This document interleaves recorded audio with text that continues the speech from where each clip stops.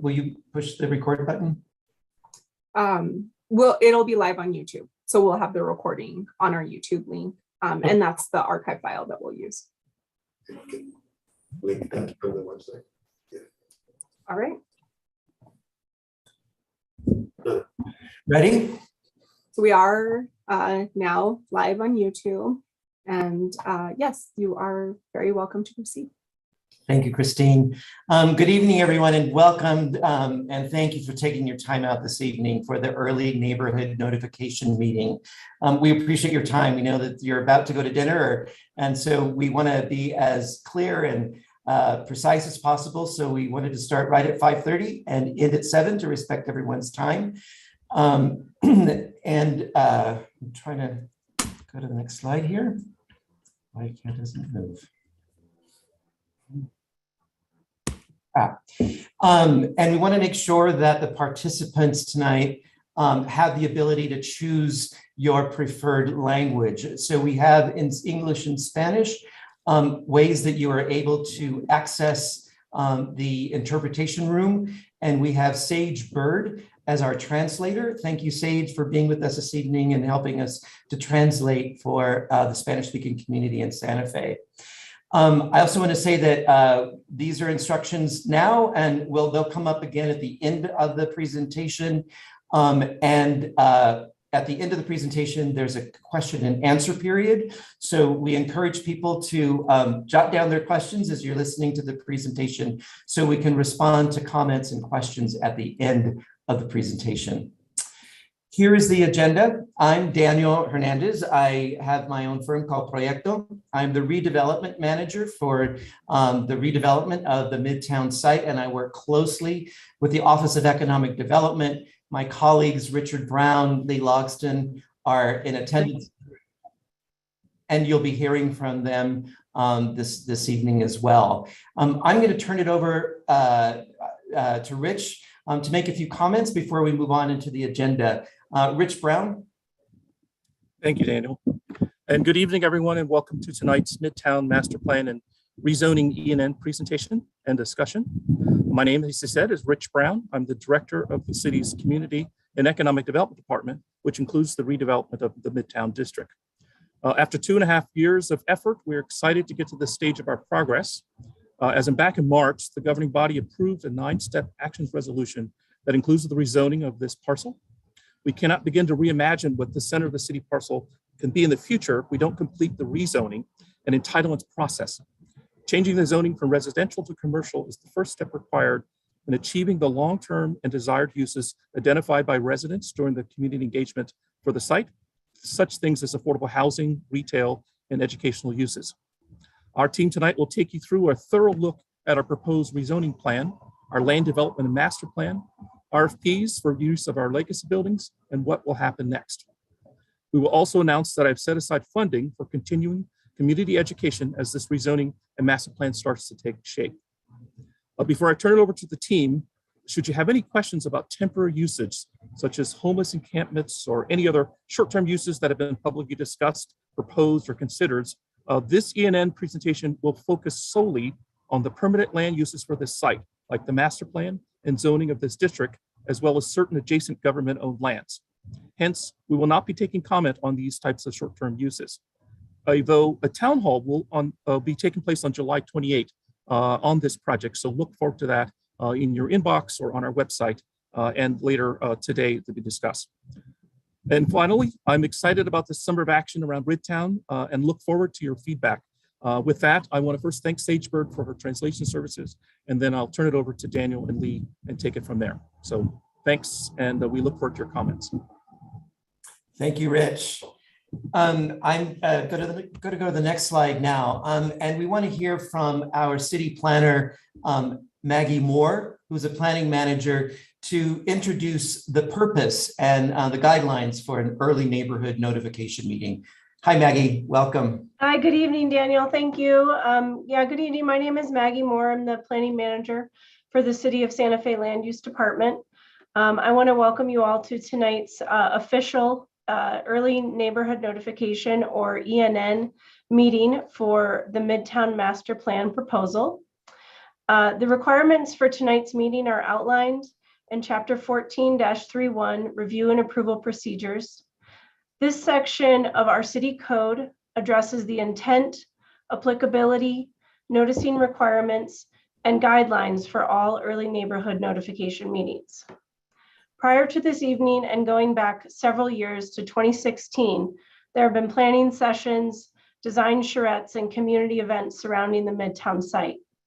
As the official ENN meeting, our goal tonight is to continue the dialogue between the city, residents, and property owners and focus our attention on the specific proposal at hand, the Midtown Master Plan and rezoning. Community input and participation is sought after and welcome at all stages of the process, from 2016 to tonight, and as the applicant brings the proposal forward to the Planning Commission and governing body for consideration in the coming months. Tonight's meeting invites residents and neighbors an opportunity to review, comment, and provide feedback directly to the applicant. We will first have a presentation, then we will engage in a moderated question and answer period. Throughout the meeting, please be concise and respectful of the applicant and fellow members of our community. Please keep comment focused on the proposal, a Midtown Master Plan, rezoning, and general plan amendment. After the presentation, if you would like to participate in the discussion, please use the raise hand function and you'll be called on in order. If you have any process questions, feel free to contact me. My contact will be available at the end of the presentation. Thank you and for your participation in this important process. Thanks, Maggie. And actually, your email address is on this slide. It'll show up again at the end of the presentation, as well as the instructions for how people can participate in the question and answer period. I wanted to give just a brief overview of where we are today and the planning phases that we've gone through. And these were outlined in a resolution by the governing body, instructing the city staff to undertake a prolonged and deep public engagement process.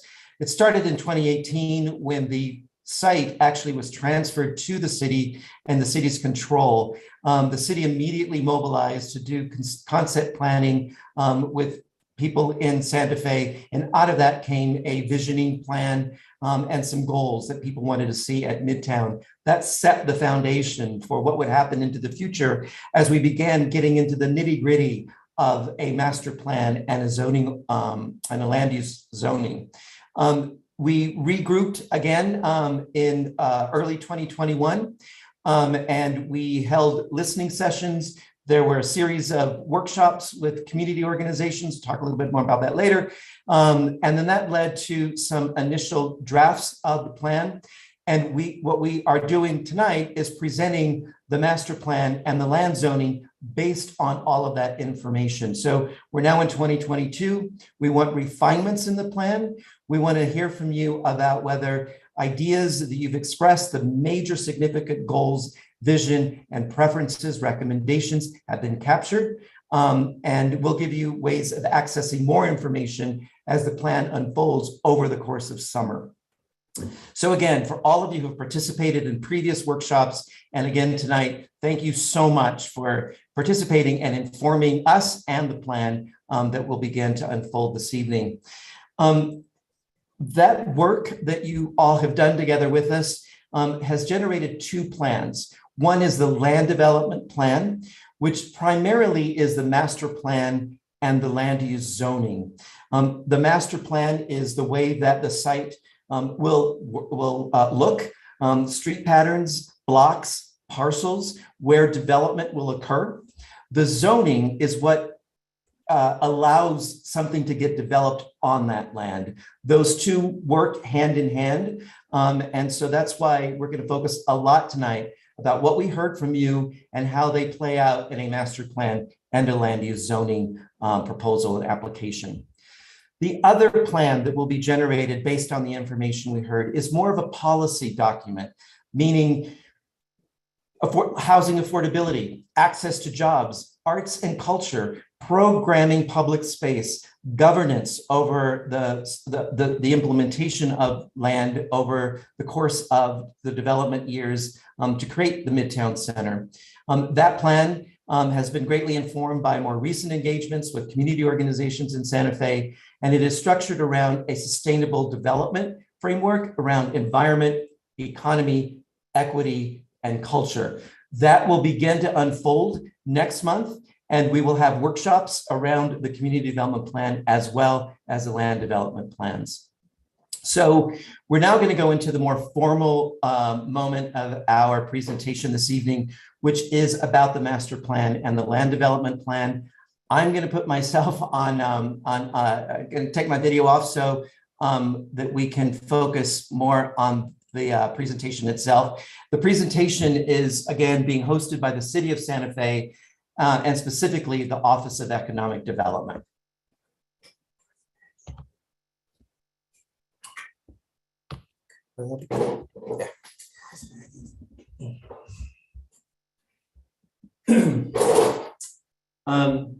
Just make sure that we can hear me okay. It's okay.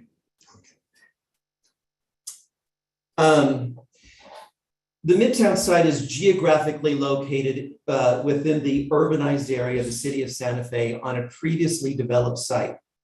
Site land uses were institutional with limited street networks connected to surrounding areas and infrastructure networks that do not support a mixed-use urban district as outlined and approved in the Midtown planning guidelines. The Midtown Master Plan promotes sustainable development by facilitating compact mixed-use development with multimodal networks and green infrastructure networks. Surrounding residential neighborhoods, the Midtown Master Plan addresses surrounding neighborhoods using the same height and mass parameters set forth in the link overlay that ensures consistency with the existing character, appearance, and scale of parcels directly adjacent to the Midtown link area. However, note that existing residential neighborhoods do not directly abut the Midtown site and are buffered from the site with street networks, commercial corridors, parks, and open spaces. In addition, the Midtown Master Plan provides the flexibility to work with adjacent property owners to create stronger land use connections between adjacent commercial areas to establish a more cohesive urban district that moves beyond Midtown as it currently exists, as well as a phased strategy for increasing connectivity between the site and adjacent street and infrastructure networks. The Midtown Master Plan facilitates development in the center of the city where compact, mixed use, higher density development reduces development pressures on surrounding regional open space important to the natural habitats and hydrological systems that support our city. The Midtown Master Plan promotes internal green infrastructure systems that preserve existing trees, use natural slopes, and enhance existing open spaces to effectively manage water and stormwater pressures on adjacent areas and public infrastructure. The Midtown green infrastructure will work together to filter and infiltrate water to improve the quality of water as it enters into the aquifer. As such, the master plan includes green streets, which are an integral element of the water management system. For example, streets and sidewalks, depending on their traffic capacity, have design and construction requirements with permeable paving materials, rain gardens, open channel conveyance inspired by acequias that are regional and known to this area. Parks and open spaces and the site's natural slopes are the backbone of the green infrastructure water management system. Public open space landscapes will use local drought-tolerant plant species. Community gardens are an allowable use and will be encouraged into the open space network. The Midtown Green Infrastructure Systems creates a network of green spaces for healthy, passive, and active recreation, as well as public programming that will focus on local arts and culture. For example, the existing arroyo on the east edge of the site will be retained and enhanced as a public amenity with walking, bicycle trails, community gardens, and other recreational activities. Existing trees on the site will be preserved to the extent possible, and a generous planting of street trees is planned to replace any trees removed. Street trees are planned to create shaded pathways during warm weather months and to enhance a healthy pedestrian scaled experience. All residential developments will have required open space as well as access to community open spaces.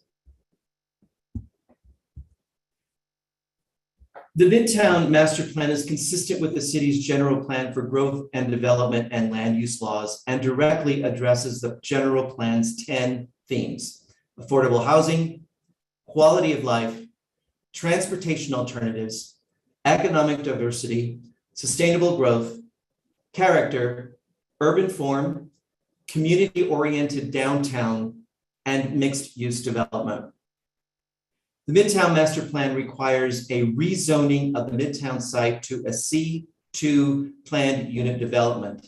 As currently the zoning is restricted to public institutional and low-scale residential land uses. This zoning application, the C2 zoning application, allows for the mixed-use development articulated in the Midtown planning guidelines. The Midtown Master Plan and zoning application includes performance and form-based design standards that create efficiencies in the planning, review, and development process. Consistent with the approved link overlay ordinance, the form-based zoning establishes a cohesive set of design standards while being a less prescriptive, more flexible development framework for incremental development to effectively respond to changes in current and future financial and development markets, public policy and community development objectives, as well as advances in environmental and energy planning and design. The Midtown Master Plan is within and consistent with the approved link overlay, which extends along St. Michael's Drive between Cerrillos Road and St. Francis Drive. The link overlay is designed to provide opportunities for redevelopment by providing incentives for use intensification for targeted mixed-use development. Through the link resolution, the governing body recognized St. Michael's Drive as a major commercial corridor that extends through the geographic center of the city and the need for form-based overlay standards and other implementation steps for St. Michael's Drive corridor.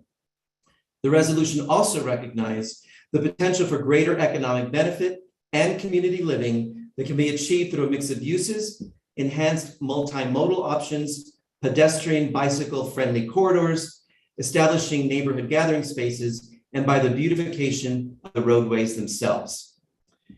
In addition, in 2020, the U.S. Green Building Council awarded the city of Santa Fe with LEED Gold certification for its exceptional performance in fostering a sustainable, resilient city. LEED stands for Leadership in Energy and Environmental Design. It is the most widely used rating system in the world for sustainable achievement and leadership. The Midtown Master Plan established the basis for the city to qualify for the Compact and Complete Centers credit in the LEED for Cities and Communities rating system that promotes compact, mixed-use, transit-oriented development. The Midtown Plan qualifies as a LEED compact and complete city in the geographic center of the city, as it is identified as a center within a quarter-mile walking distance of an area containing mixed uses, public transit availability, density, and walkability. The master plan as a qualifying LEED compact and complete center includes extensive growth in economic development and job creation with proximity between jobs, housing, and transportation. Midtown is located within an area of the city in need of redevelopment and qualifies for programs that assist cities in incentivizing and leveraging investment in redevelopment areas with outdated infrastructure, underutilized land, and where cities seek to promote affordable housing, job growth, and compact mixed-use development. The Midtown site is within 2 opportunity zones. The Opportunity Zone program provides a tax incentive for investors to reinvest their unrealized capital gains into funds that are then dedicated to investing into the Opportunity Zone. The existing Midtown Link Overlay zoning incentivizes mixed-use, pedestrian-oriented development on underutilized land. The Midtown Plan facilitates local economic development with land uses focused on arts and culture, multimedia, entertainment, and technology specific to Santa Fe, which includes the following development strategies. 1, film production expansion. Expansion of the Greer Garson Studios to create a state-of-the-art production studio that will competitively attract film and multimedia production, including pre- and post-production, as well as to establish a film school to ensure a skilled local workforce that supports the expanding production industry. 2, community arts stabilization. The rehabilitation and reuse of the Greer Garson Performance Theater and the Visual Arts Center to preserve also the longstanding presence of the Santa Fe Art Institute, to create an arts hub that will activate the Midtown site and stabilize Santa Fe's community arts. 3, innovation and technology. Develop key physical components of a local entrepreneurial and business growth ecosystem, including broadband access, high-quality telecommunications, co-working space, multi-use buildings, technology center, arts and maker space, which can be combined with educational opportunities between development and film and emerging media industry uses. The Midtown Plan promotes socially equitable neighborhoods by enabling residents from a wide range of economic levels, household sizes, household types, and age groups to live in the district and city using the following strategies. 1, using the inclusionary zoning requirement. All residential development will meet the existing city's inclusionary housing requirement at Midtown. 2, in addition to the inclusionary zoning, the Midtown Plan identifies certain parcels for the development of 100% affordable housing. 3, diverse tenures. The residential development will encourage a mix of affordable and market rate tenures, including ownership, rental, and land trust. 4, diverse housing typologies. Residential development will focus on housing diversity within various types of multi-unit structures, including townhomes, multi-story buildings, and live-work units. Finally, affordable housing at Midtown will diversify the city's housing options in the north central area and create more affordable housing in the south and southwestern areas of the city. The Midtown location better connects housing and jobs with access to multimodal networks that will attract diverse households. The Midtown Master Plan includes reuse and upgrades to existing utilities complemented by new utilities that create an integrated system of sustainable infrastructure and green buildings. The intent is to promote human health, reduce energy and water consumption, reuse existing materials, and connect to and reduce the impact of new development on public infrastructure systems.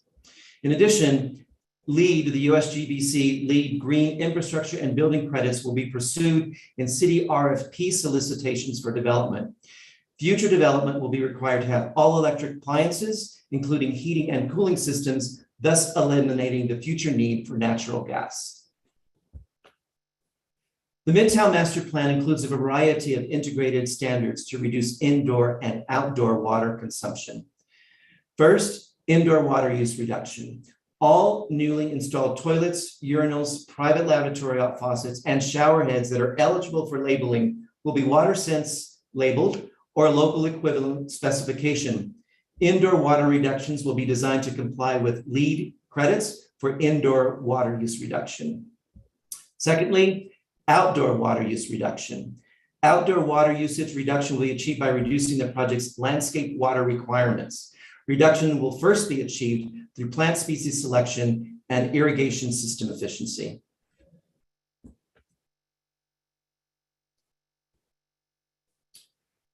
Walkability and connectivity in Midtown was a major driver. The Midtown Master Plan includes blocks related to promote walkability by limiting block face and perimeter dimensions.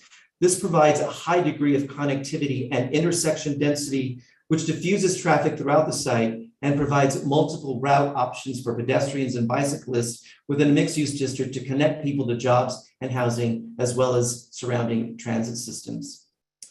The Midtown Master Plan includes development standards that provide regulatory guidance for the design of building frontages and massing to create a distinctive urban neighborhood with a variety of high-quality, pedestrian-oriented public realm environments. The design standards promote a cohesive district development pattern that has a diversity of building typologies and streetscapes to create a pleasing and unique public realm specific to Santa Fe. The Midtown Master Plan establishes a development framework of blocks for a diversity of housing options and non-residential uses and scales to create an aesthetically dynamic and engaging urbanism as envisioned in the Midtown planning guidelines. Taller, more intense buildings are located along larger pedestrian mixed-use streets towards the center of the site that links surrounding commercial corridors to the interior of the site, while shorter, smaller scale buildings are located along paseos and more intimately scaled streets. Even in instances where a single building type is used across the block, development standards will require frontage conditions and building heights to respond to the adjacent street and paseo contexts. What's more, a central public plaza will be surrounded by large sidewalks and mixed-use buildings with street-level spaces designed to encourage active uses, such as small businesses, retail, eating, and gathering in safe spaces. An outdoor design standard that promotes healthy, walkable neighborhoods and outdoor gathering spaces, which were made even more desirable during the recent and current pandemic. The Midtown Master Plan, as we said earlier, is based on the United States Green Building Council leadership in environmental energy design for cities and communities, as well as neighborhood development. Various prerequisites and credits will be pursued for individual parcels and buildings for the redevelopment as the master plan is implemented. These will be preferences and requirements within RFPs that the city issues. These various master plan and zoning approaches create the dynamic, welcoming, green, and health-connected, a healthy compact development envisioned and articulated by the communities of Santa Fe. Just a quick sort of look at the existing zoning. The Midtown site is currently zoned R5 for low-density residential development, typical of single-family home neighborhoods here in Santa Fe. The site is also surrounded for commercial zoning. Clearly, the site zoning is not consistent with the vision of a mixed-use compact urban center. Also, the general plan back in 1999 projected that the site would remain in institutional use to maintain the then and a previous educational use. The general plan needs to be amended to provide for the land uses that create a mixed use center. The proposed zoning would change the residential and institutional uses to a C2 zoning that allows for the types of mixed uses that create an urban district. In addition, as the city finalizes negotiations with the transfer of state-owned land to the city, the state-owned properties would also be zoned C2 to be consistent with the mixed-use mission Midtown District Center. For planning purposes only, so these are estimates, they're calculations to determine the estimated amount of non-residential, commercial, and residential development that occur. Again, these are base calculations that create an urban development pattern with using various building uses, massing, and typologies. So these are estimates that will unfold as Midtown is developed. Next slide. The estimated total number of residential units is based on density patterns for typical multifamily buildings, such as townhomes, multi-story buildings, and live-work units. The affordable housing estimate is based on a projected number of units developed under the inclusionary housing requirement and is set aside in the master plan for 4 parcels dedicated to 100% affordable housing development. Again, these are base calculations. Other public policy objectives regarding affordability can be incorporated into city RFP solicitations and competitively evaluated based on feasibility of the project to achieve sustainability goals.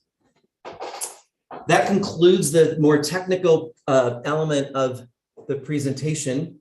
I'm going to start my video again.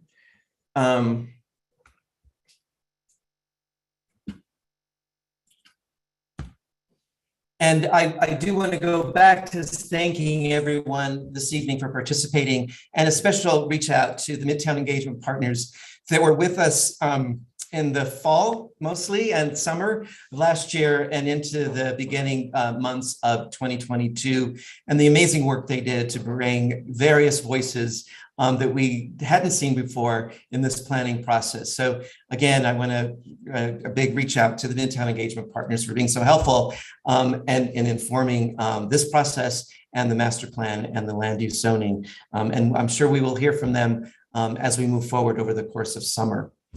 So what are the next steps? So we heard tonight about the land development plan.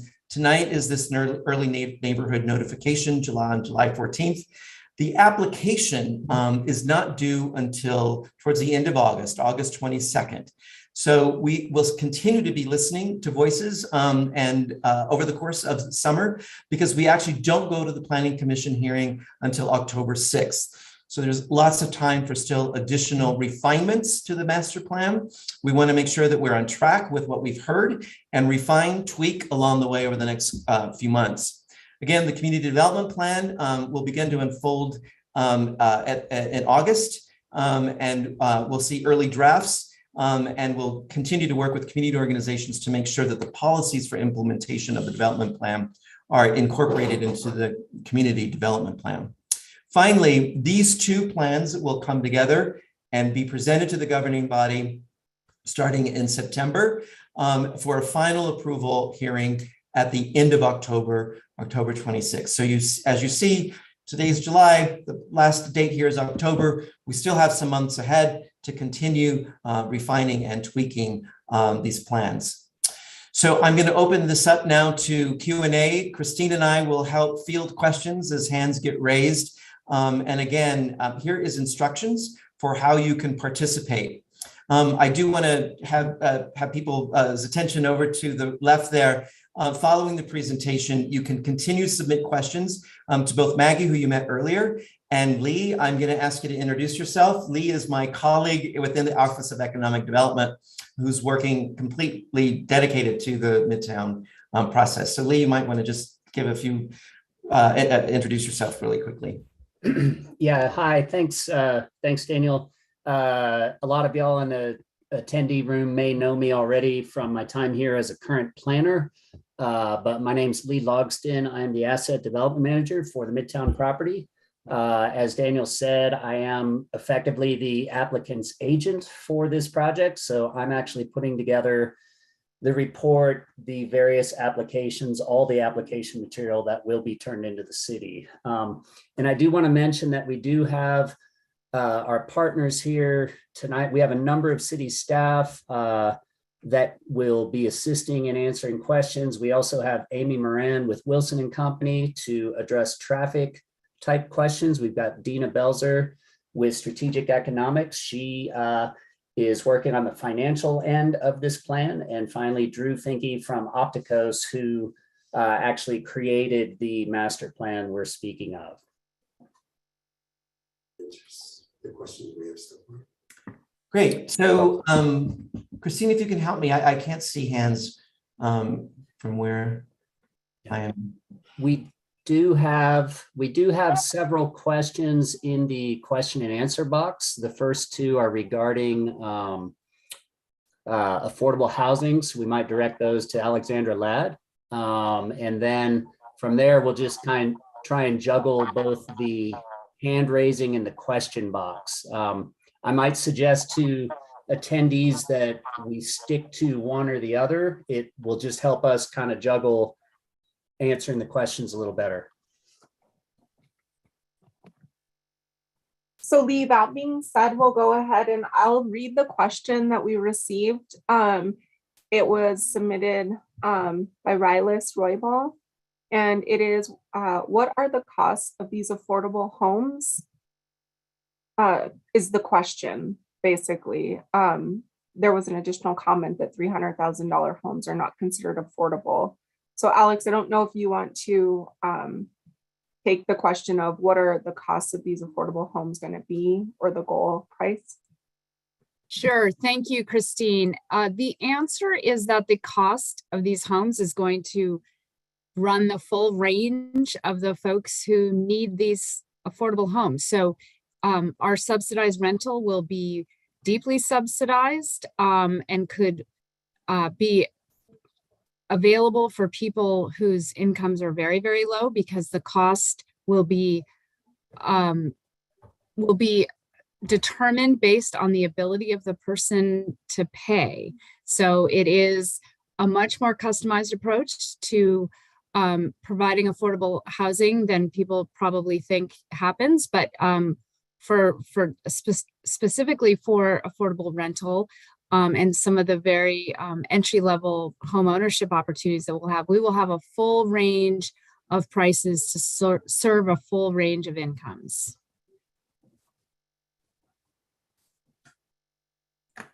Thanks, Perfect. Alex. Thank you, Alex. The next question that was, let's see, that I have Yeah. up on my. I see one, Christina, I'll help you here. Will the city retain ownership of the land? And the second question related is, does it intend to seek a single developer for the entire site or multiple developers? So the city, in the RFP and the request for proposals that we'll request from private developers, foreign nonprofit developers, we will ask them to provide their approach for the disposition, the acquisition of the property.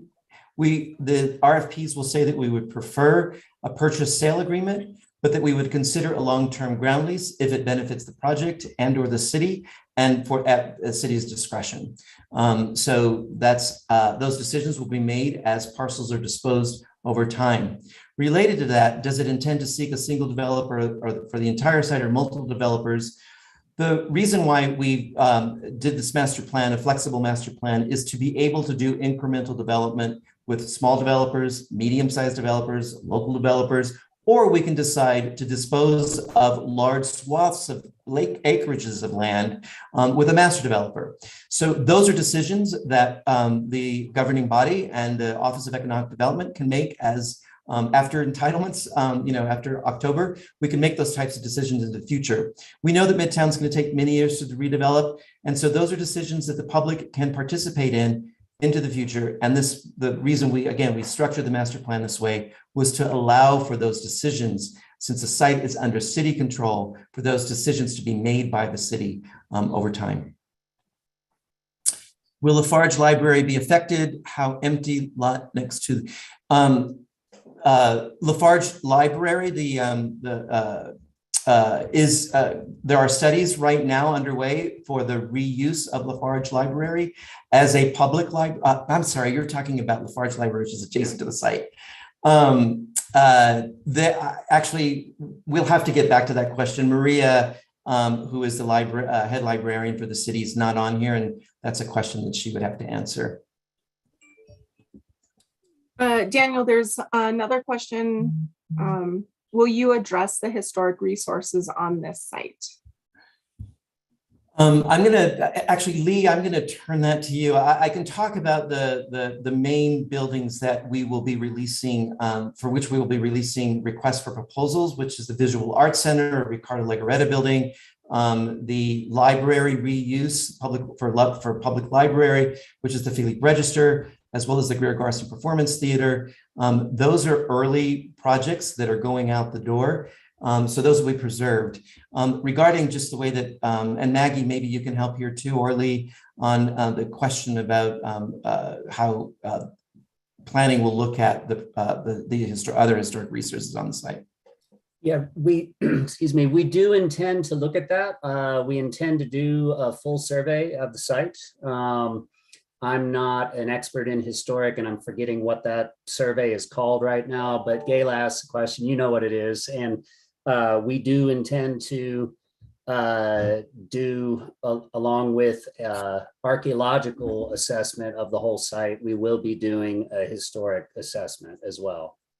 And if the timing of that is unknown, if some of the RFPs or proposals come in, again, our intent is to do it all as one effort, but if certain parcels come up for disposition or RFPs happen quicker, then we will have it done at that time. And I just want to point out that we missed, Daniel, somehow it seems like you're seeing every other question, which is funny, but we do have one more question on affordable housing from Rylas Roybal, and it's, how are you going to manage restricting the affordable housing development and not becoming a short-term bed and breakfast space that has already overtaken the city? And I will let, I can answer that, or Alexander Ladd, either way. One of the basic answers there is in the disposition of the land. The city owns all the land. As we release RFPs for affordable housing, that would be written into the RFP that it cannot be short-term rentals. The city owns all the space, and as such, we are able to call the shots on those sort of things. And that's as best I can answer that. Well, Lee, I can answer even more legally than that, which is that we will create land use restriction agreements. So legally, the folks benefiting from the affordable housing will not be able to rent their units, and they can't just sell them on the open market. They have to try to sell a unit to another income qualified home buyer. So we actually have legal restrictions that preserve the affordability in perpetuity in certain circumstances and with other limited timeframes and other circumstances. But that is a big priority. We do not price restrict any units without assurance that it will be preserved that way. I see a question here that says, what is the maximum height for this development? Drew, how'd you like to answer that question? And introduce yourself, Drew. Absolutely. Thank you, Daniel. Hello, everyone. I'm Drew Finke with Opticos Design. As Daniel mentioned, we are the urban design consultant for the Midtown development plan. The quick answer to the question of what is the maximum height allowed at Midtown is that number will be consistent with what is allowed by the link overlay. So this is a zoning overlay that's applied to the Midtown site and to areas along St. Michael's adjacent to Midtown. Within that existing overlay, the maximum height allowed on the Midtown site is 62 feet in height. In order for a building or in order for a project to qualify for that maximum height, they would need to meet certain community benefits in terms of the provision of housing and mixed use within the building. And that's all to say that it's unlikely that every project coming through would actually qualify for that height. Now, one of the important things about the Midtown Master Plan that Daniel described in his introduction is that it provides an opportunity to fine tune some of the existing zoning at Midtown, and that includes the standards within the link overlay. So within the Midtown Plan document, there is a further refinement of that overall height. So while certain areas within the site will be allowed buildings up to 62 feet, other portions of the site, especially around the site perimeter or around open spaces, have a lower maximum height allowed. So there will be a variety of building sizes and heights within the Midtown site, but the tallest building you would see is 62 feet. Thanks, Drew. Awesome as ever. Daniel, maybe we can take a couple of the people with their hands raised just to kind of mix it up. Sure. Sorry about that. Yeah. Oh, no, that's okay. Absolutely. Thanks, Lee. So we have Anna Ortiz Harris. She has her hand up. Anna Ortiz Harris, would you like to? There you go. Perfect. Yeah, in the presentation, it sounded like I understood that there's more time to be able to comment on this. I just learned about this meeting in the newspaper and the newspaper today. So that's why I got on to find out about it. I had been involved as a citizen on the rail yard project, which gave a lot of public opportunity for comments, and it was revised and revised and revised. And one concern I have here is that the public space and the connection to the existing pathways, bikeways is not very clear, or wasn't clear to me. Sorry, my phone's ringing.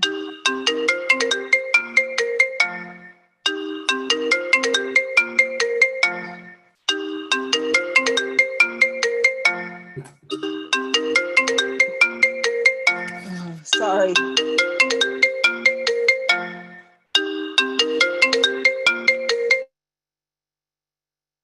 We can go ahead and move on to the next question. I also just want to note that Please, I think it was expressed during the presentation, but make your questions. We ask that you make your questions concise for us so that we can assign them to the team quickly, as we do have over 100 people that would like to respond as well. So Terry Becker.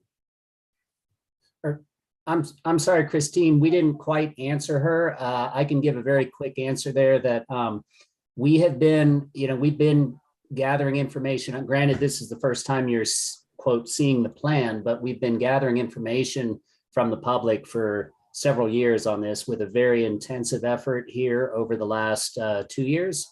And this is not the only opportunity for comment. This is going to go to Planning Commission and governing body. Those are both public hearings. We can take comment by email and phone on this. And then we also have a stipend program that is intended to use some of our engagement partners to continue to do community outreach and so forth. So this isn't the only opportunity. We intend to do more. Great, thank you, Lee. Terry Becker. Can you hear me? Yes, we can. All right. My question is, what allowances for parking will be made? In other words, size of vehicles, number of vehicles, whether with trailers, storage, whatever. And where would those parking areas be located?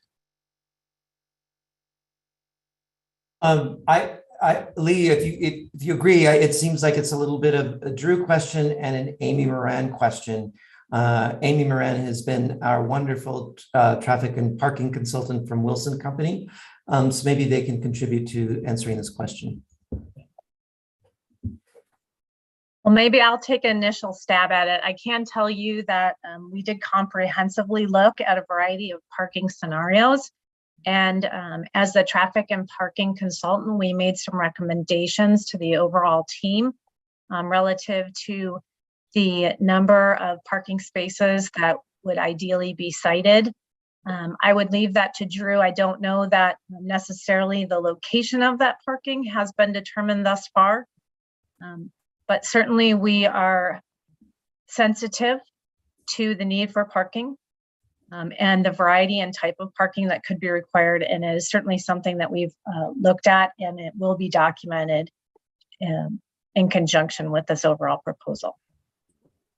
And I can add briefly to that, Amy, the plan document will include development standards that will include expectations around how much parking would be provided for different uses. Part of the intent of this document is to think really creatively and progressively about how people get around and get to and from Midtown. So we're also providing a lot of opportunity for people to use modes of transportation other than just a vehicle to get around. We do know that for many people living and working at Midtown, they are going to have a car. They're going to need a place to store that. So the standards will require that. Additionally, in terms of the overall urban design, we are looking at on-street parking as well for anybody visiting a store or business at Midtown, and potentially a parking garage or some sort of parking structure to serve some of the community uses such as the library or the Performing Arts Center that would be located at Midtown. All right, thank you. I see more of the, I don't see the hands so much, but I see some written. I can do a written one, and then Christine, Lee, you guys can choose a hand. I'm curious about how much time, this is Cheryl, I'm curious about how much time will be allowed between release of RFPs and submission deadlines. We definitely want to provide enough time because we know that there's a lot of questions about these. So we will start the RFP with site tours so that people can begin seeing the buildings, developing questions. But we anticipate that we'd like to see 60 to 90 days probably for RFP turnaround periods.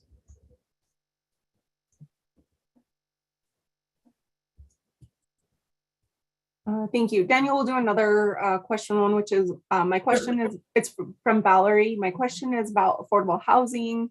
What do you consider low income? If Alex is still on, that'd be. Yeah, I'm still here.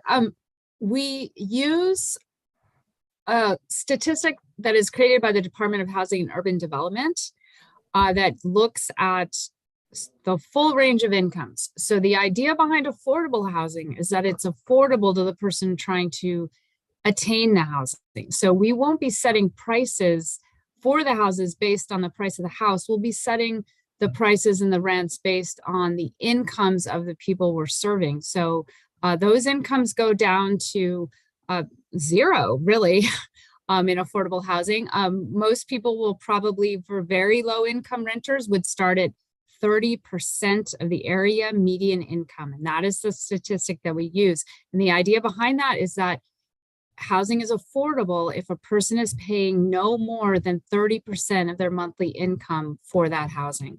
So really, you have to kind of flip it. It's not about setting the prices. It's about figuring out what the prices need to be affordable to a whole range of different incomes.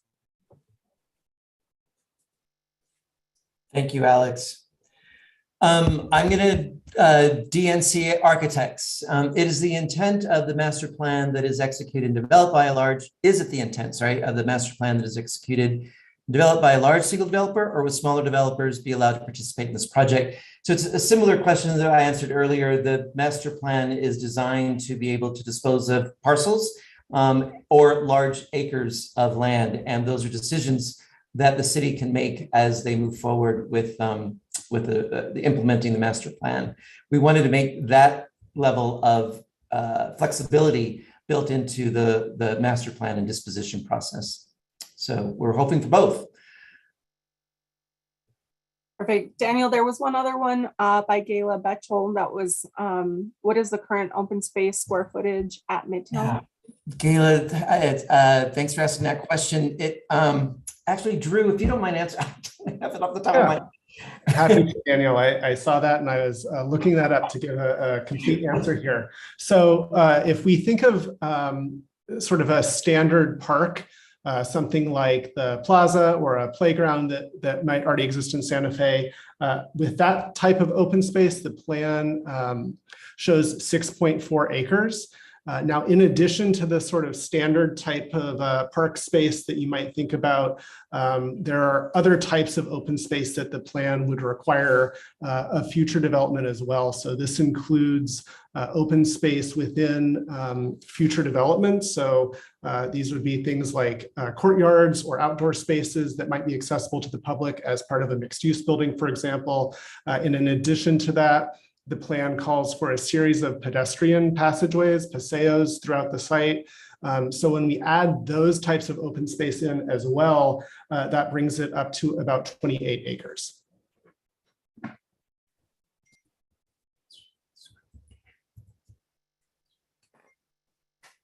Great, thank you so much.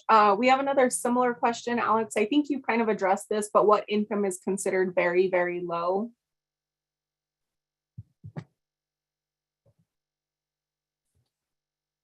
Thank you, Christine. Yes. So the income that's considered very, very low is no income. I mean, we're sort of, we will be working upward from there. Right now, the median income for Santa Fe for a family of 4 is just around $80,000 for a family of 4. So that means that half the families earn more than that and half earn less than that. So you can take 80 or 30% of that and you can get a sense of what the very low income would be. Perfect. Thank you so much. The next question we have is from Brian Patterson. Does any of these plans change or modify the items that are currently shown in the existing Midtown link?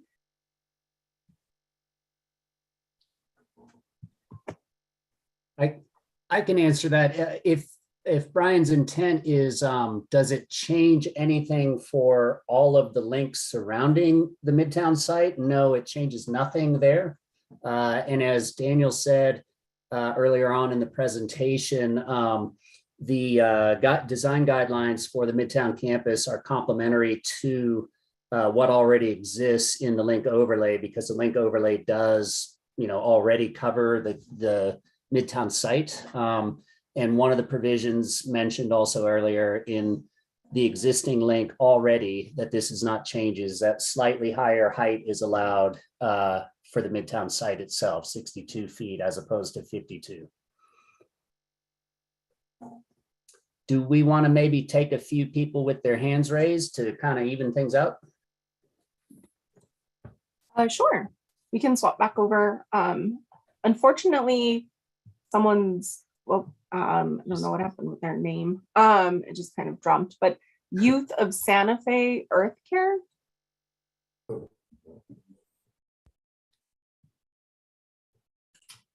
So the Youths of Santa Fe Earth Care.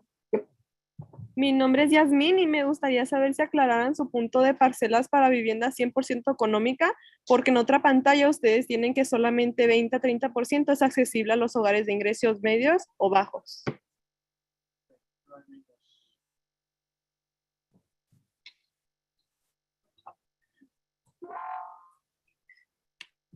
I'm not sure I not sure I really understood the question. I don't know if that's Sage, can you interpret the question for the panelists? Yes, I'll do that again. Can you repeat the question, Youth of Santa Fe? Sí, me gustaría si aclararan su punto de parcelas para vivienda 100% económica, porque en otra pantalla ustedes tienen que solamente 20 a 30% es accesible a los hogares de ingresos medios y bajos.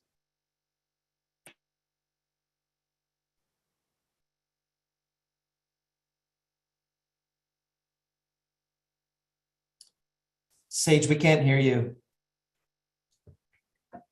I was interpreting in the English channel. So the question is, could you please clarify the affordable or accessibility of affordable housing for the parcels?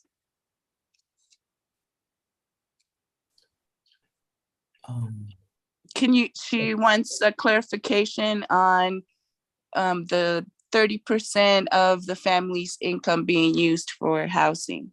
Oh, got No, it. esa no fue mi pregunta, disculpe, esa no fue mi pregunta. Would you like to repeat in a moderate pace? Sí, porque mi pregunta fue que si aclararan su punto, porque ellos tienen escrito que parcelas para vivienda 100% económica. Y después en otra pantalla tienen que solamente 20 a 30% de eso es accesible a los hogares de ingresos medios y bajos. If you could clarify the point about the parcels being 100% affordable, because you have another slide that mentions the 30% of the family's income, and the other slide that says 100% affordability for the parcels. Well, maybe we'll, Alexandra and I maybe can piggyback a little bit on this. So we knew that we wanted, that the inclusionary housing program was going to be able to provide affordable housing. We were going to be able to create affordable housing through that program. We also wanted to create parcels that would be dedicated to building projects that were 100% affordable. And because that way affordable housing developers can more easily finance those projects and ensure that they have long-term housing affordability. So what we calculated was, if we estimated approximately 1,100 units on the site, 20 to 30% of those would be affordable using both the inclusionary as well as those dedicated parcels. So the range of housing affordability that will be at Midtown will be between 20 to 30%. The issue around 30% of household income is different. That's about the ability to pay your housing costs and the level of income that your household, based on the level of income, your household income. Do you have any other thoughts, Alexandra, to the? Yeah, I think perhaps the confusion is that we talk about 30% affordable, and then we also talk about 30% of the units being affordable. And we also talk about 100% of the units being affordable in certain tracks. So the idea is that within all of the housing at Midtown, there will be affordable units included, because that's what the city's regulation requires. And also it's a good thing to do. But then we will set aside certain tracts of land for projects that are 100% affordable, and they will be affordable to a range of different incomes. So it won't just be everyone has to earn, a certain amount. It'll be a whole range from very, very low income earners up to people who are earning a little bit closer to the median income. But the idea is that some tracts will be 100% affordable, and some tracts will have a mix of affordability.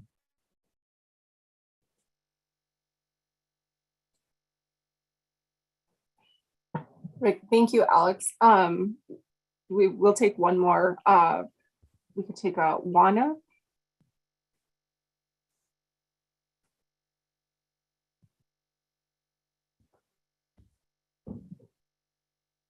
Hi, can you hear me?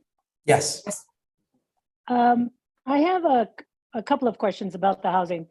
You talk about, I understand now because I was confused about the 100% affordable and then the 20 to 30%. Okay, so I understand that now. But is the fee in lieu still going to be an option?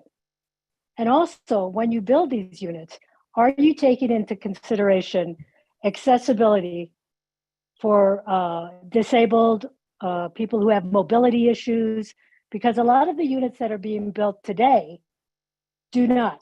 So if you're going to have units that are 2 stories, 3 stories up, is there going to be an elevator? Or are you not, is that not even being considered as far as being affordable and accessible? My other question would be about the film school. You mentioned the film school in the presentation, and is that something, are we going to go this route again where you're going to outsource this and try to get a for-profit institution in there? Or is this something that's going to be built with, in conjunction with like UNM or another state university or something? So those are my 2 questions at this point. Alex, do you want to address the inclusionary requirements? Sure.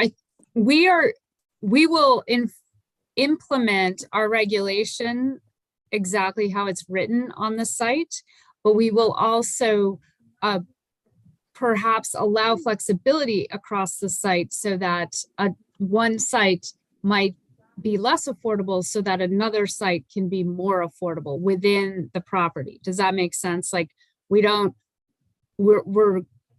at the end of the day, it's going to exceed our current requirement. And we may have different ranges of affordability across the site, but I'll leave it at that.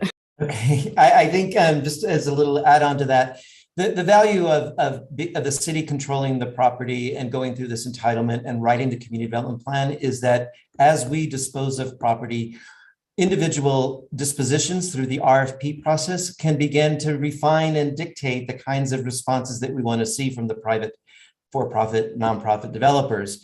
So if we want to see, so I guess what I'm saying is that we can be more, we're in greater control of the kind of responses that we want to see from developers, as long as the project that they're proposing is feasible and can be implemented. So this will unfold over time, and that's the value of the city owning this land and being able to dispose of it over time, to be able to respond to priorities, that public policy priorities that the community says are important.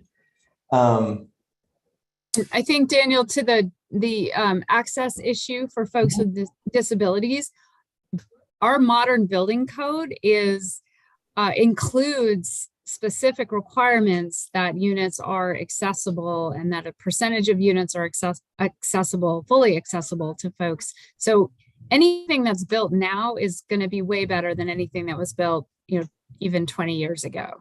Mm-hmm. Contemporary building code is very strong in that.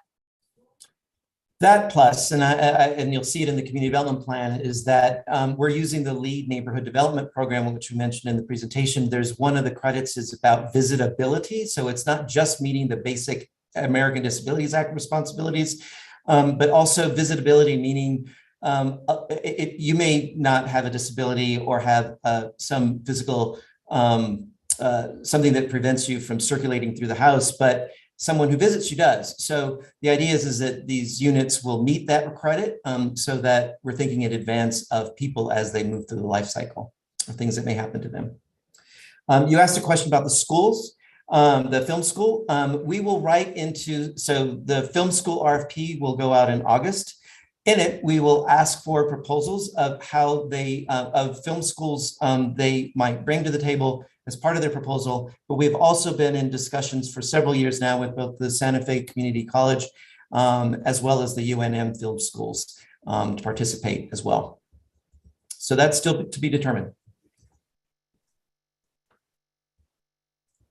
Thank you. The next person up actually is just displaying a phone number. So if you're calling from 983-3131, if you can go ahead and unmute and speak, that would be great. Thank you. Can you guys hear me? Yes. Okay. My name is Forrest Thomas. I have two questions in particular about the education. Is the film school the only expectation of education that will be on the campus as a city abandoned a broader educational venue other than the Higher Learning Center? Again, I mean, higher learning, sorry. Oh, I'm sorry. And then I have a second question. I'll just ask when you're done.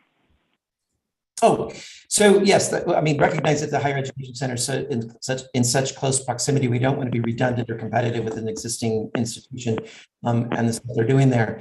But again, the incremental development plan allows us to be, people to come in those additional or other types of educational uses that they might find interesting there.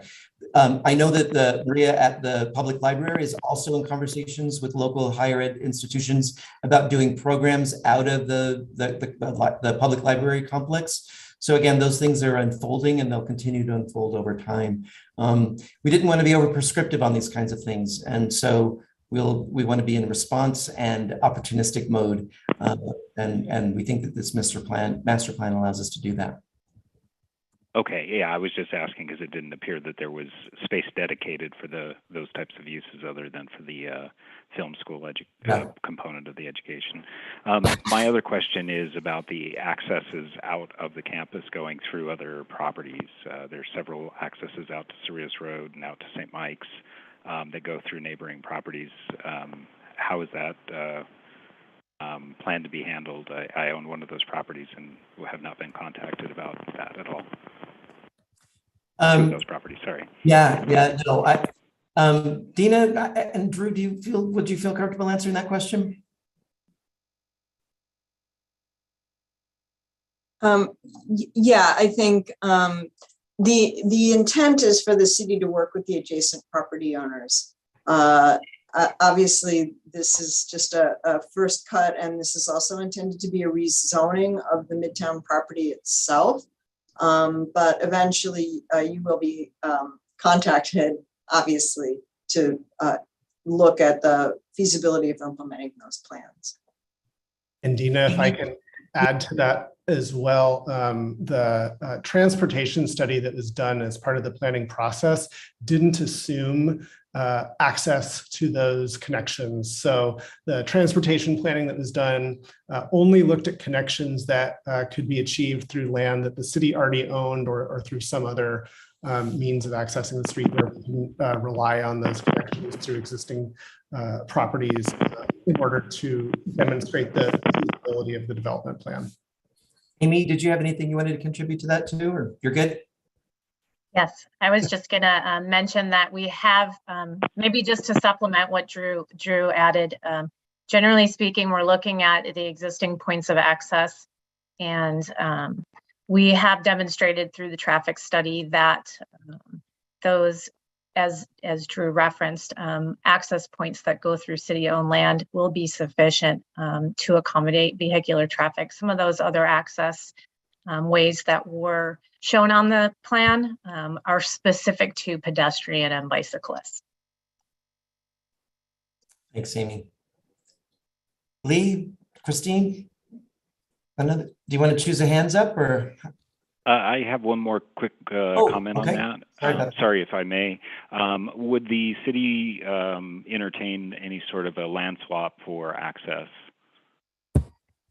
I think that's a great question, and I think that we should talk about it. I mean, we want to work with the adjacent property owners, particularly if it benefits connectivity for the Midtown site. So let's talk. Okay. All right. Thank you very much. Thank you.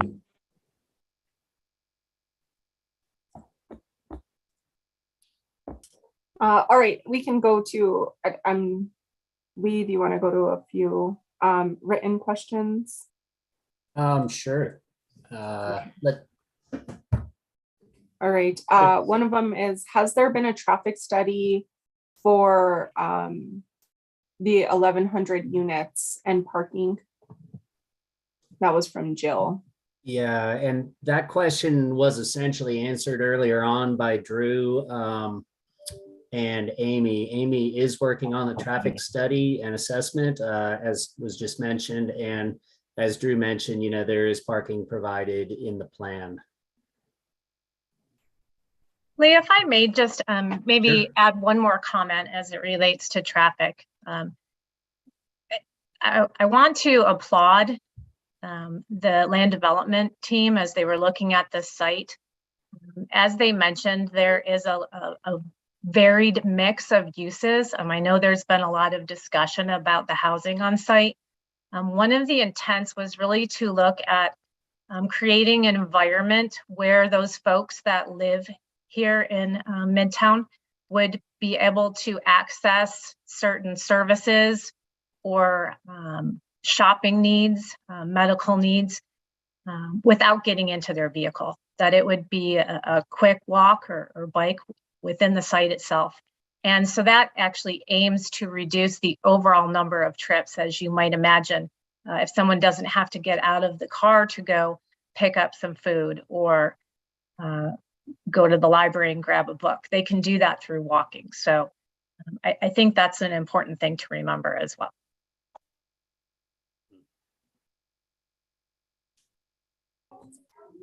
Thank you, Amy.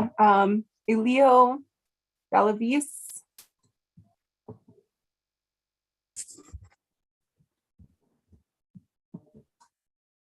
I'm not sure if Elio can hear me. If you can please unmute.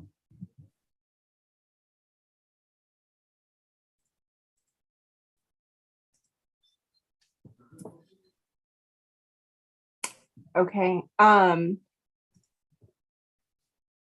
Let's see. Stephanie.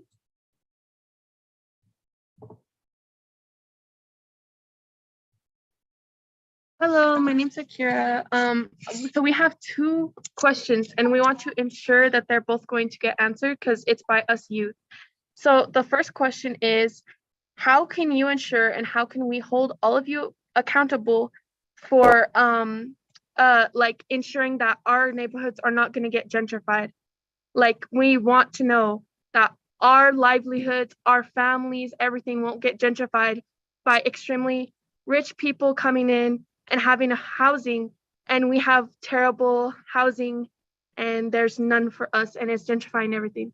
How do we know that that's not going to happen? And my name's Noah, and I was wondering if any research has been done on how the development of the site would affect property taxes and rent rates in properties on the surrounding area. So I'm interested in how this would affect the property taxes on the surrounding site, not the site itself.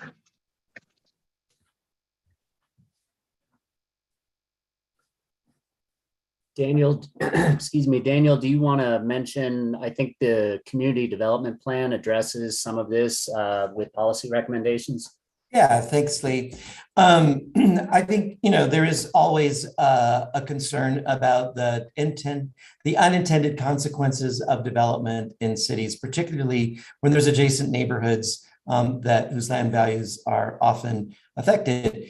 One of the ways that we heard from the community is the need for a strategy for stabilizing the surrounding neighborhoods, particularly the Hopewell Band neighborhood. So within the community development plan is a commitment from the city to create a neighborhood stabilization plan for the Hopewell Band neighborhood to identify ways of that could contribute to preventing displacement and stabilizing the existing community if people choose to stay there.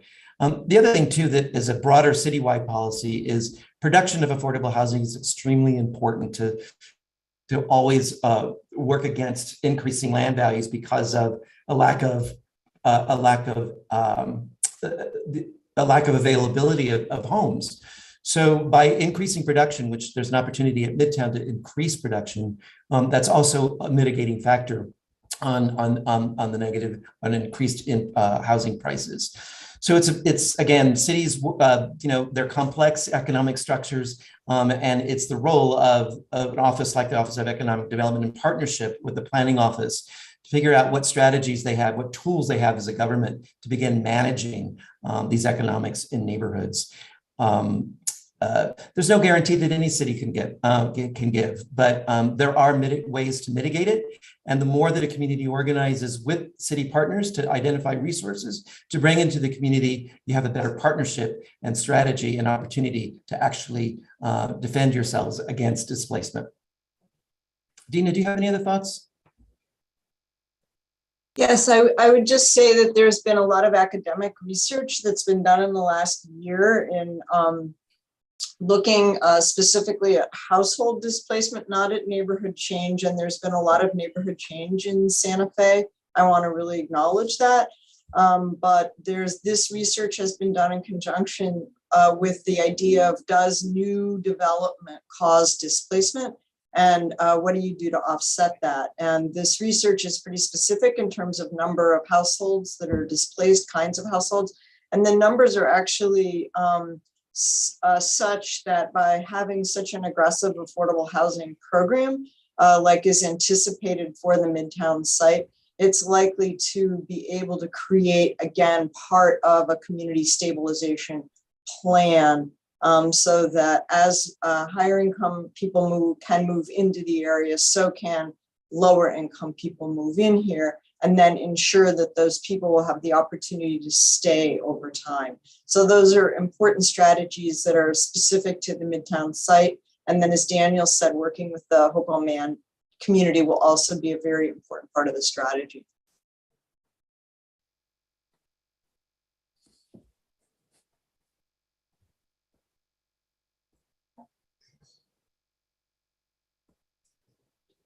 Is there any other hands up? I can only see written questions. I mean, oh, do you not have the participants window? Let's I see. think, Lee, there's some people, it looks like, that have already asked their questions and re-raised their hands. So I don't know if we want to focus on some questions that some individuals that maybe haven't asked any questions yet. Also, if Elio is able to unmute, we were trying to get him to be able to unmute previously. I'm not sure that we've been successful in that. I also would just note that some people have their hands up and have also submitted written questions, but it doesn't look like we're getting Leo to unmute. Maybe if we can move on to one more. The person calling from 984-1188.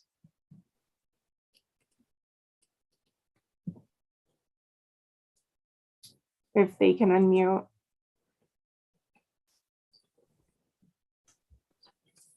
I see chain breakers, rompecadenas, with their hands up.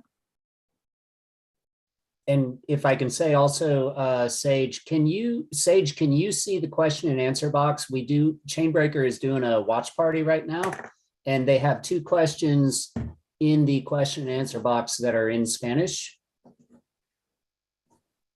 We'd like to Hello? get to those maybe while you're still with us. Hi there, can you hear me? Come back to that. Yes. Yes. We can hear you. Okay. This is Matt O'Reilly. Thank you for taking the questions. I just want to make a really quick comment and two quick questions. The previous caller was asking about maintaining affordability, and I just wanted to point out that one of the things that's built into the Midtown Link overlay is that any fees collected for affordable housing have to stay in the Midtown Link and be applied in the Midtown Link area. So that could really help in terms of that neighborhood stabilization that Dina was talking about.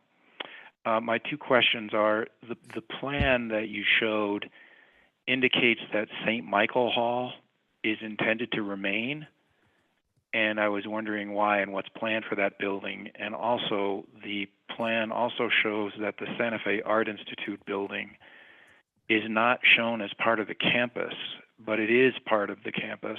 It's part of what the city owns. So I'm wondering if you are intending to transfer the Art Institute property.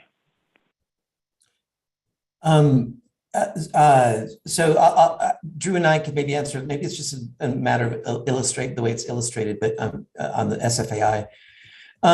St. Michael's Hall, we don't have a reuse right now, but what we heard during the public engagement process is it's an iconic building for many people because of the cafeteria, and it's being used right now as well. We don't have a specific use, but we think that we want to send out an RFP and see what we get back. And we want to be really flexible about what are your great ideas for the reuse of this of that building. So again, it came up as one of those iconic buildings for community members, and we wanted to at least give it a try of how we might reuse it. Regarding SFAI, they are within the Midtown district. They have that long-term ground lease, as you know, on their own building, and they will always be a part of the Visual Arts Center. Drew, do you have any other thoughts?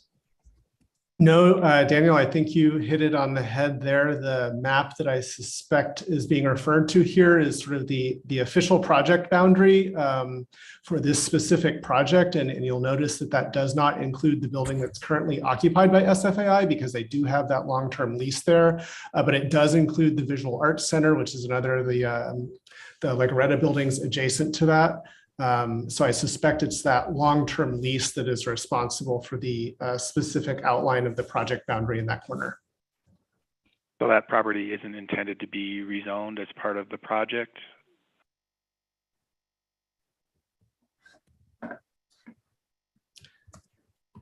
I will look to Lee to confirm the boundaries of the rezoning. In terms of the thinking for the land development plan for Midtown, the plan itself does look at how that building is currently being used and at opportunities to provide additional connections either adjacent to or through that site. But Lee, I'll defer to you about the specific bounds of the rezoning. Yeah, so the parcel that SFAI is on is actually one giant parcel that extends all the way to the eastern, or I'm sorry, the eastern edge of the Midtown property practically. So it also houses the Greer Garson Theater, the Visual Arts Center, and the Fogelson Library Complex. So that is all one parcel and is part of the rezone. Even though some of the master planning kind of cut out that little corner, it will be rezoned. Well, we want to thank you, Matt.